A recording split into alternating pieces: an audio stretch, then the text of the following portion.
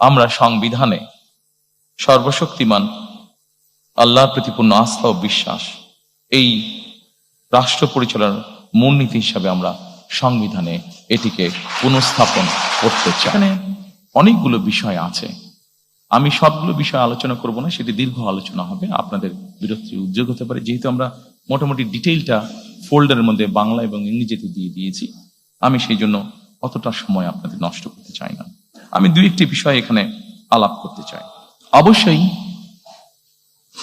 শহীদ রাষ্ট্রপতি জিয়া রহমান যখন দেশ পরিচালনার দায়িত্ব পান, যেহেতু আমাদের দেশের অধিকাংশ মানুষ মুসলমান, আমরা সংবিধানে সেই জন্য বিসমিল্লাহির রহমানির রহিম এবং আল্লাহর উপরে, সর্বশক্তিমান আল্লাহর প্রতি পূর্ণ আস্থা ও বিশ্বাস, এই কথাটি সংযোজন করেছিলেন। দুর্ভাগ্যবশত আমরা দেখেছি স্বৈরাচারের সময় সর্বশক্তিমান আল্লাহর প্রতি পূর্ণ আস্থা ও বিশ্বাস এই কথাটিকে সরিয়ে দেওয়া হয়েছে।